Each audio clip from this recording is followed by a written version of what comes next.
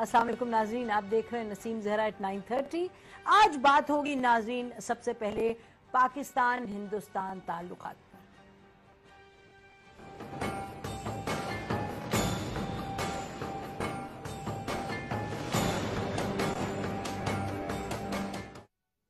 नाज़रीन, ऊफा स्टेटमेंट जब रूस में साइन की गई, इशू की गई दोनों हुकूमतों की तरफ से, पाकिस्तान और हिंदुस्तान की तरफ से, तो उस वक्त ये कहा गया कि ये एक ब्रेक थ्रू है। हुकूमत पाकिस्तान का मौक़िफ़ था कि इससे ताल्लुकात बेहतरी की तरफ जाएंगे और ये भी कहा गया कि नेशनल सिक्योरिटी एडवाइजर्स दोनों दिल्ली में मिलेंगे बहुत जल्द।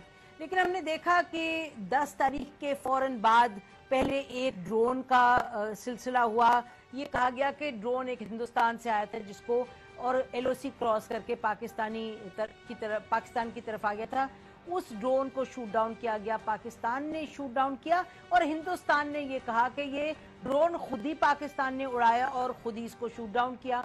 उसके बाद हमने देखा सियालकोट सेक्टर पर फायरिंग हुई। पाकिस्तान का मौक़िफ़ था कि हिंदुस्तान की तरफ से फायरिंग हुई और 5 पाकिस्तानी शहीद हो गए। उसके बाद फिर से एक और ईद के रोज भी फायरिंग हुई, उसके नतीजे में एक पाकिस्तानी शहीद हो गया। और फिर 27 तारीख को नाजरीन हिंदुस्तान में गुरदासपुर में जब एक अटैक हुआ, एक टेररिस्ट अटैक, जिसके नतीजे में लोग मारे भी गए, तो यकदम हमने देखा कि 27 की शाम ही को हिंदुस्तान के होम मिनिस्टर उन्होंने ये कहा कि जी ये पाकिस्तान की तरफ से अटैक हुआ है। और फिर हमने देखा कि हिंदुस्तान की प्रेस में बहुत से इस तरह के आर्टिकल्स आए, प्रोग्राम्स हुए और ये कहा गया कि मोदी हुकूमत का तो ये कहना था कि एक वो सख्त पॉलिसी टेररिज्म के खिलाफ अपनी शुरू करेंगे, पाकिस्तान जिसमें मुलव्विज़ है, और ये कहा गया कि पाकिस्तान इस तरह के अटैक्स में मुलव्विज़ है, तो जो सख्त और कॉन्फिडेंट पॉलिसी अपनानी थी पाकिस्तान के खिलाफ वो मोदी हुकूमत अपनाती हुई नजर नहीं आ रही। लेकिन ये 36 घंटों की बातें, 48 घंटों की, अभी बड़ी इंटरेस्टिंग चीज हुई। प्रोग्राम से पहले ही NDTV पे खबर आई, हिंदुस्तान के चैनल पे, कि अब ये नहीं कहा जा, अब ये बात इस तरह से कही जा रही है कि पाकिस्तान की हुकूमत को, कि पाकिस्तान की एडमिनिस्ट्रेशन को इस अटैक के बारे में मालूम नहीं था। और पाकिस्तान का जो मौक़िफ़ है वो तो बड़ा क्लियर है। 2 रोज से सरताज अजीज साहब ने कहा, बार बार उन्होंने कहा कि कोई एविडेंस नहीं, कोई बात नहीं, और ताल्लुकात को हम तो सही सिमत ले जाना चाहते हैं लेकिन इस तरीके से बात नहीं बनेगी। सरताज अजीज साहब ने यह भी कहा कि जो हिंदुस्तान का बलूचिस्तान में जो इन्वॉल्वमेंट है वो हम, और रॉ की इन्वॉल्वमेंट, वो हम जाके UN में भी उठाएंगे। उन्होंने ये भी कहा कि नेशनल सिक्योरिटी एडवाइजर्स जब मिलेंगे हिंदुस्तान में तो हम वहाँ कश्मीर पर बात करेंगे। और याद रहे कि ऊफा स्टेटमेंट में कश्मीर का जिक्र नहीं था। और फिर ये भी सरताज अजीज साहब ने कहा कि हम अपना दिफा जानते हैं अच्छी तरह से करना, और ये कोई ना समझे कि हमें डराया धमकाया जा सकता है। तो ये लुब्बे लुबाब है पाकिस्तान हिंदुस्तान की जो ताल्लुकात में उतार चढ़ाव हुआ पिछले 17 रोज में, और ये एक पैटर्न है दोनों ममालिक के ताल्लुकात में। आज हम बात करेंगे नाजरीन कि ये ताल्लुकात अब हैं, अब किस सिमत जाएंगे, क्योंकि ये तय हुआ था कि सितंबर की यूनाइटेड नेशंस जनरल असेंबली के सेशन से पहले दोनों ममालिक के मिलेंगे नेशनल सिक्योरिटी एडवाइजर्स दिल्ली में और बात को, ताल्लुकात को आगे बढ़ाएंगे। ये भी याद रहे कि हिंदुस्तान की तरफ से ये मौक़िफ़ आया, और मौक़िफ़ क्या है, बेसलेस एक्यूजिशन आया कि पाकिस्तान इन्वॉल्व है। लेकिन आज सरताज अजीज साहब और फॉरेन सेक्रेटरी दोनों हिंदुस्तान की एम्बेसी, हाई कमीशन गए इस्लामाबाद में, और वहाँ उन्होंने कंडोलेंस बुक जो थी वो साइन की, और पाकिस्तान ने यकीनन कंडेम भी किया गुरदासपुर का इंसिडेंट।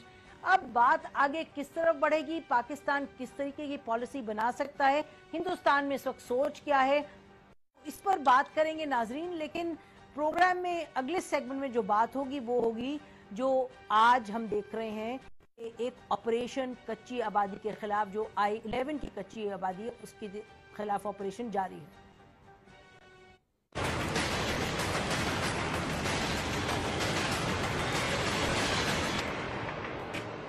नाज़रीन, हमने पिछले हफ्ते भी कहा था कि इस जो खबर पर, इस स्टोरी पर हम अपनी नज़र रखे रहेंगे, और आज शुरुआत जो ऑपरेशन की हुई हैं, ये कहा जा रहा है कि शायद 1-2 दिनों में ये ऑपरेशन जो है ख़त्म भी हो जाए। लेकिन सवाल उठता है बहुत बड़ा, वो ये कि कच्ची आबादी की तरफ पाकिस्तान की हुकूमत, और कोई भी हुकूमत ले लें, कोई एक मरबूत हिकमत अमली अब तक सामने नहीं आई। इस पर भी बात करेंगे कि इस ऑपरेशन के हवाले से क्या नए सवालात उठते हैं और एक जो लार्जर पॉलिसी होनी चाहिए उस पर भी बात होगी। लेकिन हम नाज़रीन प्रोग्राम शुरू करते हैं हिंदुस्तान पाकिस्तान के ताल्लुकात के हवाले से, और हिंदुस्तान से नाज़रीन हमें ज्वाइन किया है सिद्धार्थ वरदराजन साहब ने। ये हिंदुस्तान की एक द वायर .in एक ऑनलाइन है न्यूज़ सर्विस, ये उसके एडिटर हैं और सिद्धार्थ द हिंदू के भी एडिटर रह चुके हैं। Welcome to the program Siddharth. Thank you. अच्छा, ये बताइएगा कि ये ताल्लुकात तो बहरहाल हम देख रहे हैं पिछले उफा के रोज से, यानी कि 17 दिनों में किधर किधर गए हैं, किस सिमत गए हैं और कशीदगी की तरफ ज्यादा गए। लेकिन ये जो गुरदासपुर में अटैक हुआ और यकदम ही शाम को आप मिनिस्टर ने कहा कि Pakistan is behind this attack, ये ताल्लुकात को कशीदगी की तरफ ले जाना चाहते हैं? देखिए, मुझे लगता है कि हिंदुस्तान की हुकूमत के अंदर और खास तौर पे बीजेपी पार्टी के अंदर ये क्लैरिटी नहीं है कि पाकिस्तान के साथ आप कैसे डील करेंगे।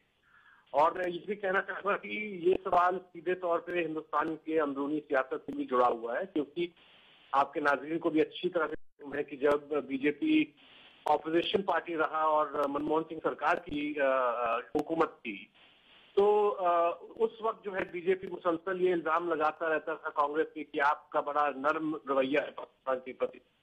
जब वहां से हमले होते हैं या दहशतगर्द को हमला होता है तो आपका कोई रिस्पॉन्स नहीं होता। तो एक तरह से बीजेपी हमेशा अपने आप को दबाव ये महसूस करने लगता है कि अगर कोई हमला हुआ तो बीजेपी का रिस्पॉन्स क्या होना चाहिए। तो प्रेशर पार्टी के अंदर से उभर के आता है। हालांकि हिंदुस्तानी जो हुकूमत है, इंडियन स्टेट जो है, और मुझे लगता है कि प्राइम मिनिस्टर मोदी भी जो है अच्छी तरह से समझते हैं कि उफा में जो दिशा एक तरह से कायम करने की कोशिश की गई है, उसी रास्ते पे चलते तो पाकिस्तान आगे बढ़ सकते हैं।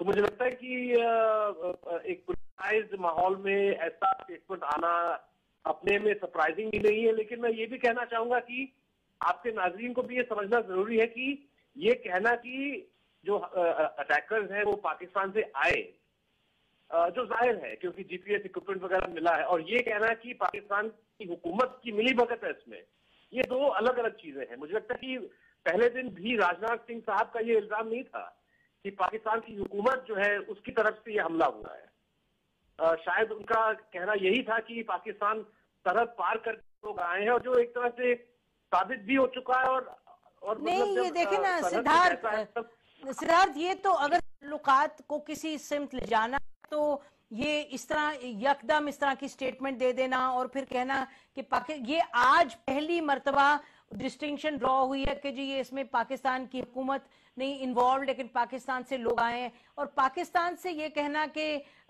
फौरी तौर पे बगैर कोई तस्दीक के बात की, बगैर कुछ इन्वेस्टिगेट किए कह देना पाकिस्तान की तरफ से आए, और वो भी होम मिनिस्टर का कहना, तो यकीनन ये जो आप कह रहे हैं कि ताल्लुकात जो हैं वो बेहतरी की तरफ हुकूमत ले जाना चाहती है। लेकिन ये जो इस तरह की स्टेटमेंट्स है, अब ड्रोन का जो वाकया हुआ था, ड्रोन का वाकया ये तो इस्टेब्लिश हो गया था कि ये हिंदुस्तान की तरफ से ही आया है, लेकिन हिंदुस्तान की हुकूमती जरायों ने कहा कि जी देखिए चीन की कंपनी से स्टेटमेंट आया कि ये जो ड्रोन है ये सिविलियन ड्रोन है, इसका हिंदुस्तान से कोई ताल्लुक। बहरहाल ड्रोन की बात छोड़िए, क्योंकि उसकी हकीकत कोई हम शायद कभी नहीं जान पाएंगे।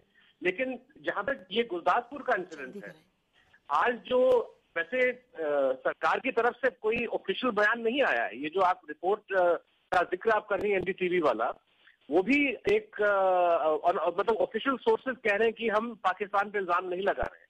तो औपचारिक या फॉर्मल तरीके से आज भी ये बात नहीं कही जा रही है, और 2 दिन पहले फॉर्मली भी हिंदुस्तान की सरकार ने पाकिस्तान की सरकार पे ऐसा कोई इल्जाम नहीं लगाया। लेकिन लोग वहां सरहद पार करके लोग आए, ये तो पहले दिन पता चल गया। जीपीएस इक्विपमेंट जो है वो आपको याद होगा कल खबर आई थी, एक पाकिस्तानी मोहतरमा शाहरुख खान से मिलने सरहद पार कर गई। तो अगर एक आम औरत सरहद पार करके आ सकती जी, सलमान खान से मिलने आ रही थी, सिक्योरिटी फोर्सेज, हाँ जो भी, और पाकिस्तानी सिक्योरिटी फोर्स का इसका कोई इल्म नहीं, तो जाहिर है कि कोई दहशतगर्द तंजीम जो पाक रिश्तों को बिगाड़ना चाहता है वो काफी आसानी से आपके सिक्योरिटी फोर्सेज को और हमारे सिक्योरिटी फोर्सेज को चकमा देके वो सरहद पार। अच्छा, तो सिद्धार्थ, कोई बड़ी ताज्जुब की बात नहीं। अच्छा सिद्धार्थ, तो आप ये कह रहे हैं कि आप ये समझते हैं कि हिंदुस्तान की जो हुकूमत है, जो मोदी साहब की हुकूमत है, वो ये नहीं समझती कि पाकिस्तान इसमें इन्वॉल्व है, पाकिस्तान की हुकूमत, लेकिन कोई सरहद पार करके दहशतगर्द चले गए हैं और पाकिस्तान से गए हैं दहशतगर्द, ये आप कह रहे हैं? देखिए, इन द पास्ट भारत मतलब जब इंसिडेंट हुए हैं तभी हमने, कभी कभार ऐसा होता है कि क्रॉस बॉर्डर फायरिंग होता है, उसके चलते दहशतगर्द लोग क्रॉस करते हैं। अच्छा, ये देखिए ना, सिचुएशन में इल्जाम पाकिस्तान पे लग जाता, नहीं, ऐसी सिचुएशन में पाकिस्तान पे इल्जाम लग जाता है कि भाई आपने फायरिंग की, आपने दहशतगर्दियों को धकेल दिया। लेकिन इस इंसिडेंट